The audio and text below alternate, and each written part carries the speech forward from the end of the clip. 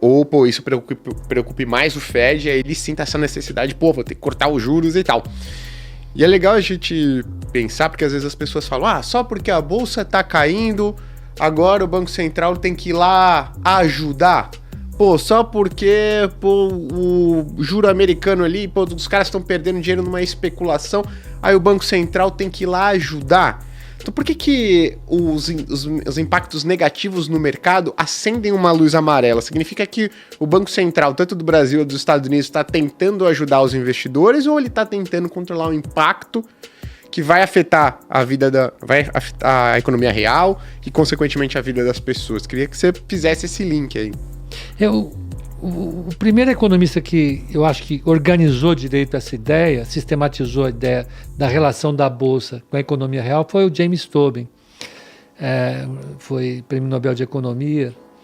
E o que ele falava é o seguinte, o valor das ações em Bolsa, né, vamos supor que exista apenas um tipo de empresa, né, e as N empresas desse tipo têm ações em Bolsa. E eu vou fazer investimentos. Eu sou um cara que não tem ações em bolsa, eu vou fazer investimentos. Então, se o preço das ações na bolsa está tão mais alto do que eu consigo comprar de fatores de produção no mercado disponível, é vantajoso eu comprar os fatores de produção e incentivar a minha empresa. Então, eu invisto. O investimento é a compra de fatores de produção. Pode ser capital, pode ser trabalho. Então eu contrato mais gente, abro mais uma fábrica, eu vou construindo. De repente eu olho, se a bolsa está muito barata, se a bolsa caiu, eu vou me perguntar, por que eu vou ficar gastando capital e trabalho se o resultado disso é mais caro do que a mesma empresa que está na bolsa? Então eu paro de investir na minha empresa e o dinheiro que eu investi na minha empresa eu vou comprar numa empresa similar na bolsa. Quando eu faço isso, o investimento cai. Uhum. Quando o investimento cai, o nível de emprego cai. Então, como é o investimento o fator determinante para o nível de atividade econômica, no longo prazo, quando o investimento cai, todo mundo perde. Quando a bolsa está muito barata, ela está caindo, o que o empresário está olhando? Por que eu vou investir dinheiro, correndo esse risco desgraçado, tendo que aguentar esses chatos desses meus diretores, se basta eu ir lá na bolsa e comprar a mesma empresa que eu tenho, muito mais barata. Uhum. E se a bolsa está caindo, isso vai acentuando ainda mais para baixo as minhas decisões de investimento. Então, o primeiro efeito da queda ou da alta da bolsa é sobre o nível de investimento. Quando a bolsa está subindo, o cara fala, as construtoras todas dando porrada, eu não vou comprar ação de construtora, eu vou fazer a minha construtora. Ou vou ampliar a minha, né? Ou vou ampliar a minha. Ou vou ampliar a minha, né? Então, vou contratar mais gente, etc e tal. Quando as construtoras estão caindo, eu falo, o que eu estou construindo aqui se eu posso comprar uma EZTEC, uma JHSF mais barata? Então, você tem o primeiro efeito, que é o de investimento, que é direto, vamos dizer, é o nível 1. O segundo efeito, que é importante, é sobre os balanços de famílias e empresas. Quando o valor das empresas cai, a riqueza das famílias e das empresas também cai. Portanto, a capacidade delas de tomar dívida diminui. E na cabeça das pessoas, elas se sentindo mais pobres, vai adiar também a decisão delas de investir e de consumir. Você tem alguns trade-offs aí que o investimento cai de novo. Aí nós estamos falando de investimento e é via crédito. E tem o fator expectativas, em termos gerais, né?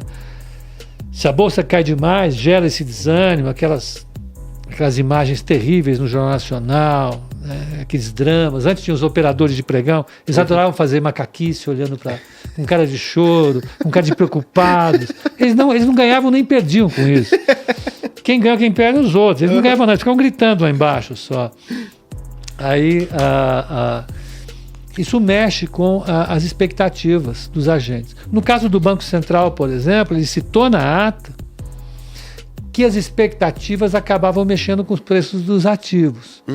Está aí a bolsa, está aí a taxa de juros. Isso mexe com as decisões de investimento. tanto das pessoas como das empresas, com as decisões de gastos das famílias, com as decisões de gastos das empresas. Então a Bolsa mexe com tudo isso. São 3 canais importantes que a gente tem que monitorar.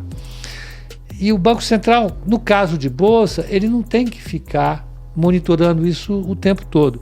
Ele tem que analisar os efeitos disso sobre a economia. Se a Bolsa cai demais e produz um desastre em termos de ativos, e esse desastre contamina os balanços bancários, ele tem que sair correndo, porque a única coisa que o Fed não pode deixar acontecer é o sistema bancário ficar frágil demais.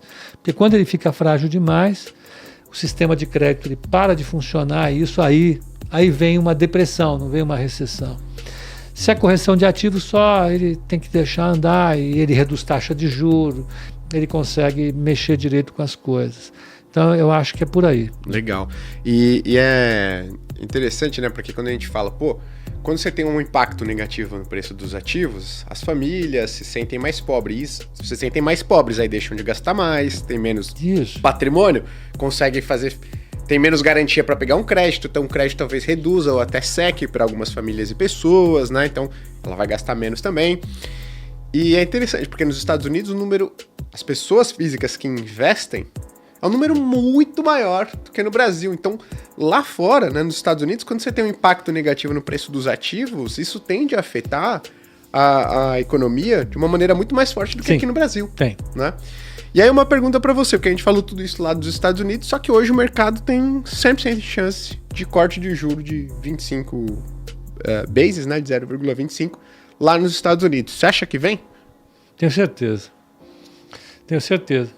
Eu acho que o drama existencial dos economistas, ele foi enterrado mais ou menos em abril, maio, quando os índices de inflação mostraram refresco.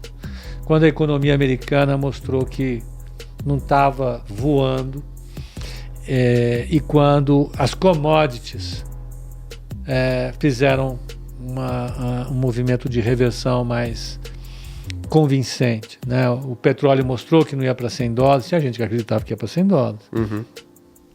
O minério de ferro, infelizmente para muita gente, não ia voltar para 140, o mais provável é que ficasse em 100, ao redor de 100. As agrícolas também cederam, metálicas. Então,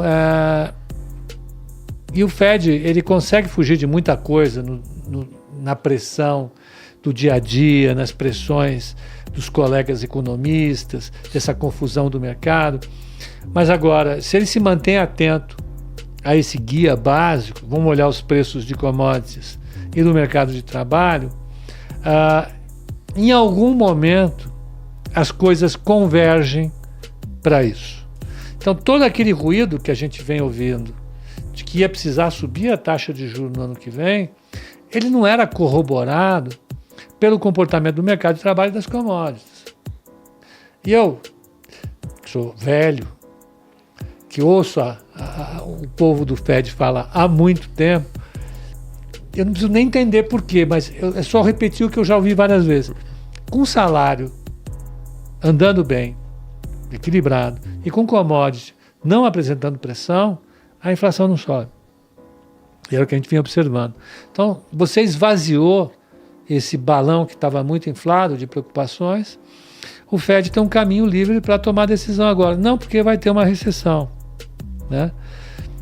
Se o mercado cair 10%, vai ter uma recessão de fato. E ele vai reduzir a taxa de juros por causa da recessão.